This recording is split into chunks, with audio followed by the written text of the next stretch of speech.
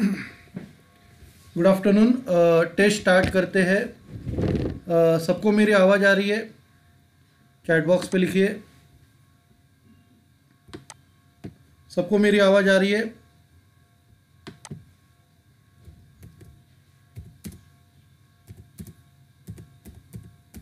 Yes. Okay, test start करते हैं आज हम लोग।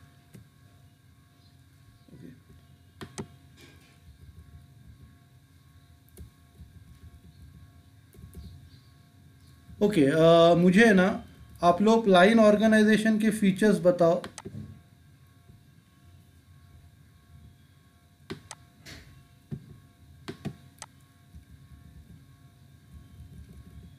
लाइन ऑर्गेनाइजेशन के फीचर्स क्या क्या है? लाइन ऑर्गेनाइजेशन के फीचर्स बताओ। सबसे पहला फीचर क्या है?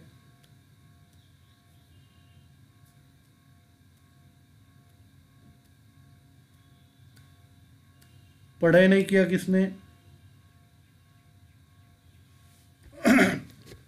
तो पहला फीचर है direct flow of authority.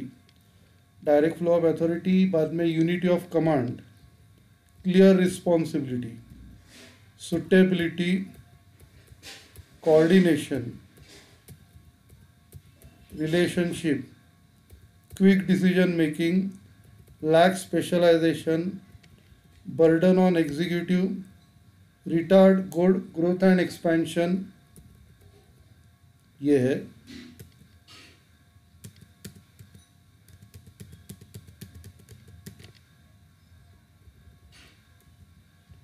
Okay, दूसरा क्वेश्चन है लाइन एंड स्टाफ ऑर्गेनाइजेशन के फीचर्स बताओ। लाइन एंड स्टाफ ऑर्गेनाइजेशन के फीचर्स।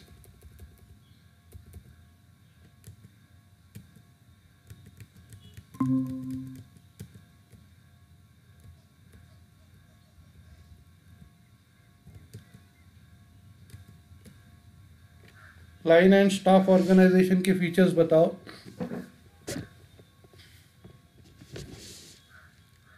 पढ़ाई नहीं करते। सबसे पहला स्पेशलाइजेशन, सिस्टमैटिक प्लानिंग कंट्रोल, उसके बाद sound decision,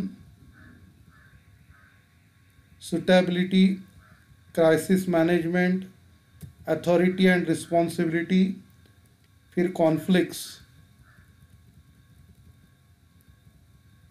over dependence on staff, misinterpretation of advice, lack staff lack authority, confusion. Okay, अभी ये तो कम से कम बताओ। लास्ट क्वेश्चन है मैट्रिक्स ऑर्गेनाइजेशन के फीचर्स बताओ। मैट्रिक्स ऑर्गेनाइजेशन के फीचर्स।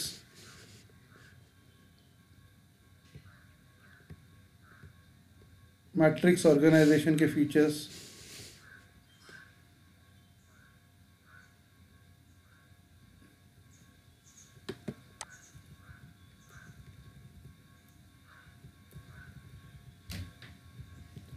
सबसे पहला है hybrid structure,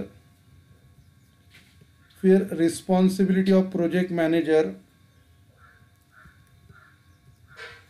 responsibility of functional manager, problem of unity of command, suitability, specialisation, development of skill, interdepartmental cooperation, response to change, top management concentrates on strategic planning. Okay, ठीक है। कल के exam के लिए आप तैयारी करो। कल भी सेम चैप्टर में से मैं आपको क्वेश्चन पूछूंगा, तो आपको पॉइंट्स मुझे बताने हैं।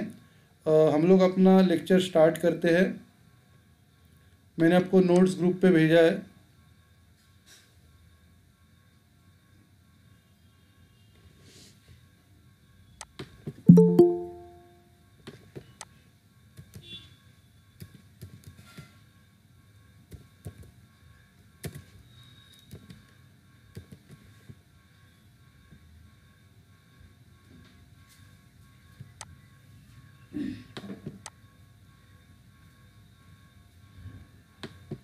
अपना चैप्टर 4 चल रहा है, directing and controlling, last chapter चालू है।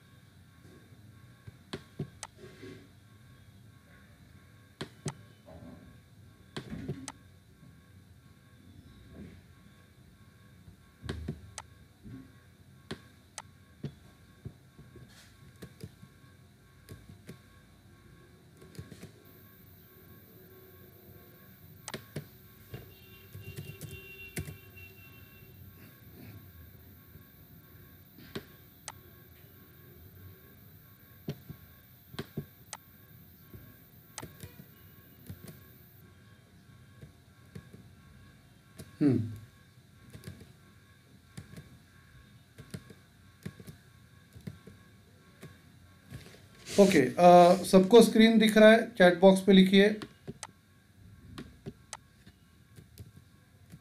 सबको स्क्रीन दिख रहा है? चैट बॉक्स पे लिखिए।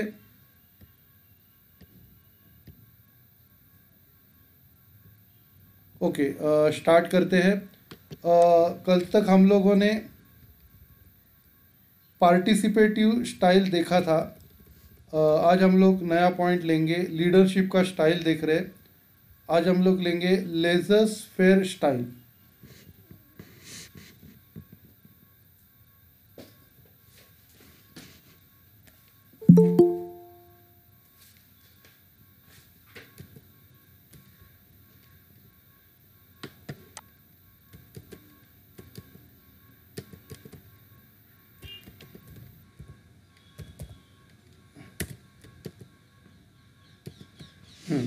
लेजर्स फेयर स्टाइल से स्टार्ट करते हैं। The term laissez faire comes from French language which means let them do the way what they want to do.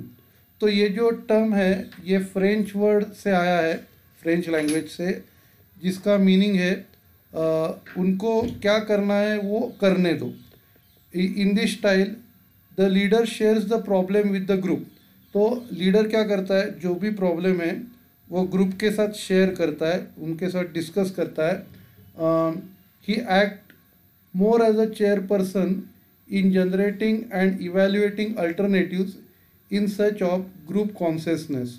तो वो एज अ चेयरमैन काम करता है, जिसमें वो खुद भी अल्टरनेटिव जनरेट करता है और उसको चेक भी करता है।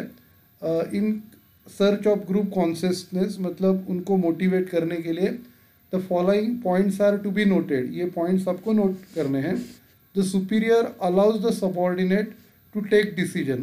तो सुपीरियर क्या करता है, सबॉर्डिनेट्स को डिसीजन लेने के लिए अलाउ करता है।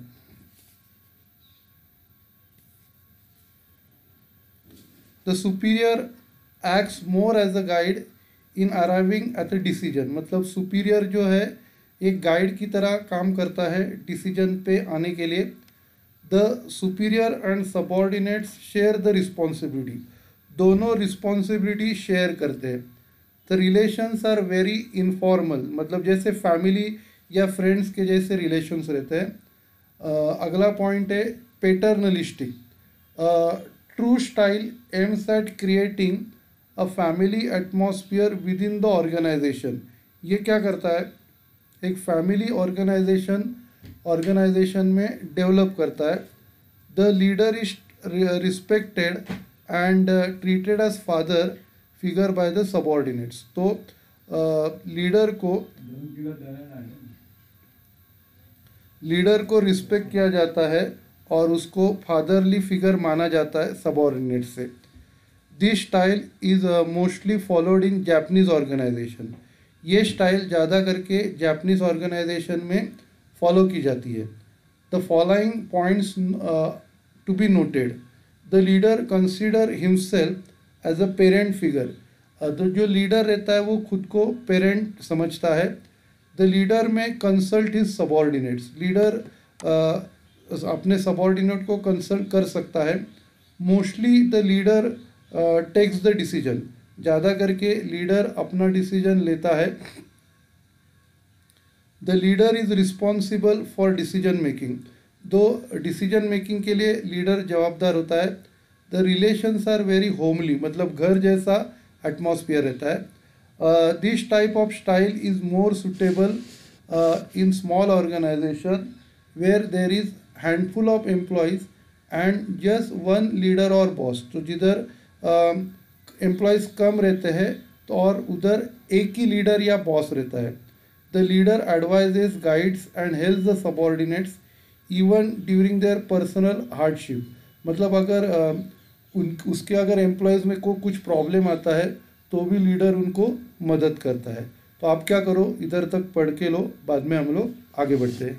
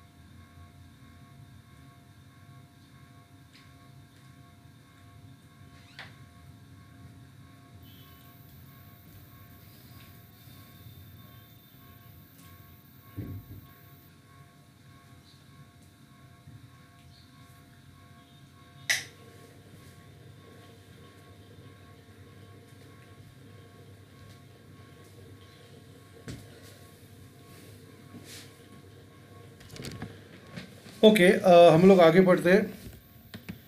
अगला है सोशियोक्रेटिक स्टाइल।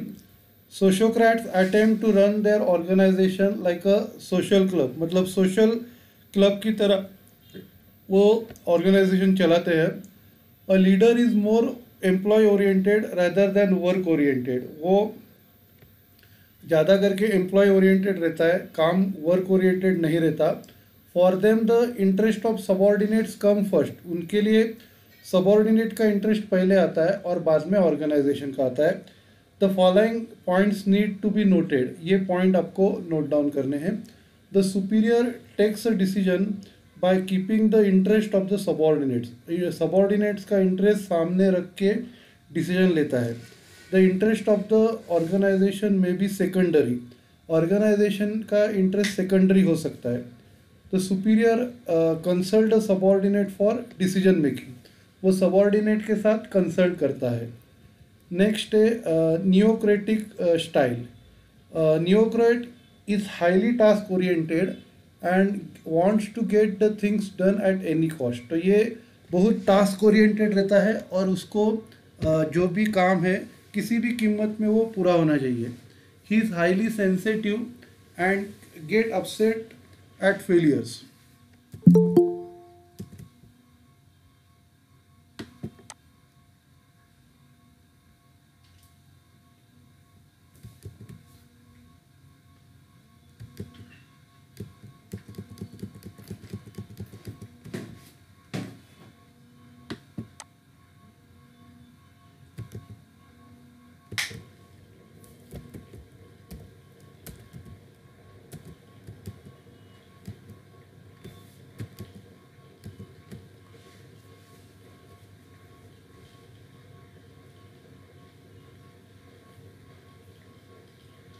ओके, तो मैं आपको बता रहा था वो बहुत सेंसिटिव रहता है और वो अगर कुछ फेलियर रहता है तो अपसेट हो जाता है।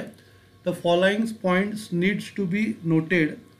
The leader may be emotional and eccentric. तो लीडर जो रहता है इमोशनल रहता है और बहुत भड़कने वाला रहता है। The leader may not consult the subordinates in decision making. तो जो लीडर है वो सबॉर्डिनेट को कंसल्ट नहीं करता डिसीजन लेते time. The leader takes the decision. वो खुद ब खुद अपना डिसीजन लेता है। The leader is responsible for decision making but he may shift the responsibility on to his subordinates. तो लीडर खूब जवाबदार रहता है अपने डिसीजन के लिए, लेकिन वो अपनी जवाबदारी सबॉर्डिनेट्स के ऊपर शिफ्ट कर सकता है। अगला जो है सिचुएशनल स्टाइल। तो अभी सिचुएशनल स्टाइल में nowadays professionally managed organization, the managers adopt situational leadership style। अभी के प्रोफेशनली मैनेज ऑर्गेनाइजेशन में जो मैनेजर्स है वो सिचुएशनल लीडरशिप स्टाइल अडॉप्ट करते हैं। This means the leadership style depending varies depending upon situation. मतलब जैसे सिचुएशन आता है वैसे ये स्टाइल अडॉप्ट करते हैं। The situational leadership is a combination of 3 main leadership style. 3 leadership style का कॉम्बिनेशन है, एटोक्रेटिक, कंसल्टेटिव एंड पार्टिसिपेटिव। तो ये तीनों का कॉम्बिनेशन मतलब situational style depending on nature. तो a leader may follow autocratic style in urgent and important decision. अगर कुछ अर्जेंट डिसीजन लेना है या इम्पोर्टेंट डिसीजन लेना है तो वो ऑटोक्रेटिक स्टाइल अडॉप्ट करता है। Where there is a no time to consult the subordinates. तभी क्या रहता है, सबॉर्डिनेट को कंसल्ट करने के लिए टाइम नहीं रहता। The leader may follow consultative style to overcome the resistance from the subordinate and also to obtain relevant suggestion on information. तो अगर उसको अगर लगता है कि सबॉर्डिनेट से कुछ ऑब्जेक्शन आएगा तो वो उनको कंसल्ट करता है और उनसे सजेशंस भी लेता है और इंफॉर्मेशन भी लेता है। द लीडर में adopt participative style specially when group decision making is necessary. तो जब ग्रुप डिसीजन लेने का रहेगा तो जो लीडर है वो पार्टिसिपेटिव स्टाइल अडॉप्ट करता है जब ग्रुप डिसीजन लेना रहता है। तो आप क्या करो, इधर तक पढ़ के लो, बाद में हम लोग ख़त्म करते हैं।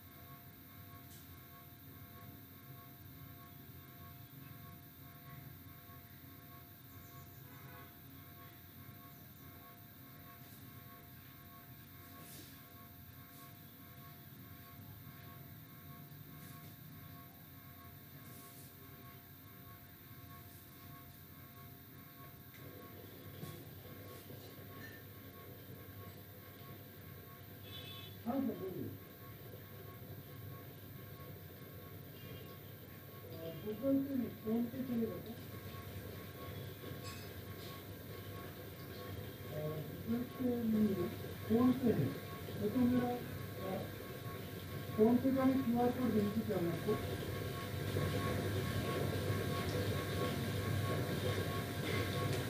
हाँ, अकाउंट नंबर भेजता हूँ।